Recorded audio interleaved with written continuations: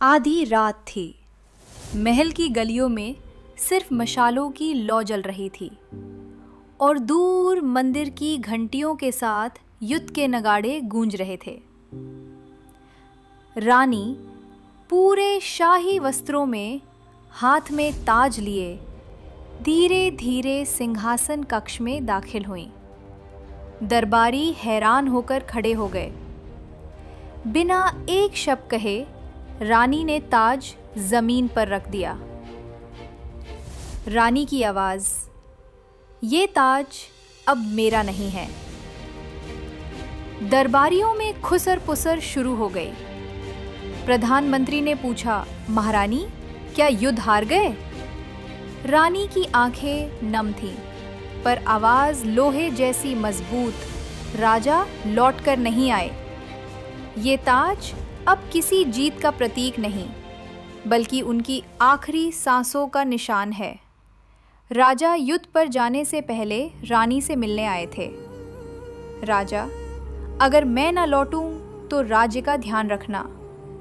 रानी ने भगवान शिव की चांदी की छोटी प्रतिमा वाला रुद्राक्ष कंठी राजा के गले में पहनाया।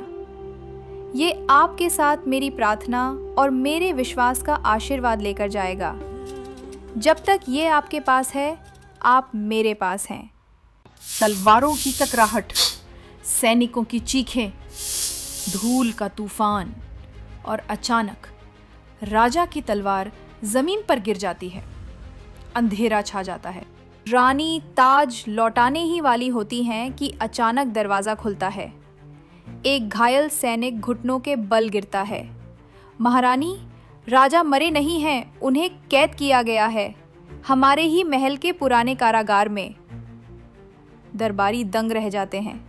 सब रानी की तरफ देखते हैं, पर रानी के चेहरे पर कोई हैरानी नहीं, बस एक ठंडी मुस्कान।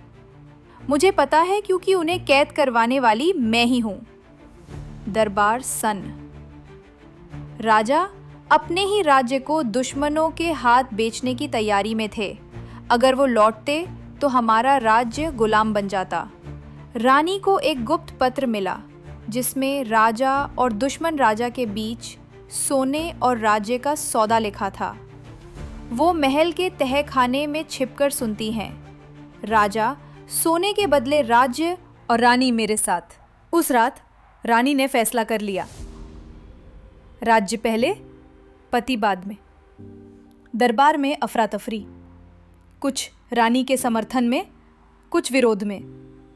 रानी सिंहासन की सीढ़ियां चढ़ती हैं, ताज हाथ में उठाती हैं।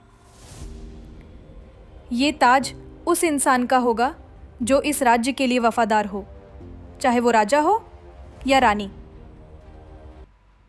रानी महल से निकलने से पहले अपने और राजा के कमरे में जाती हैं।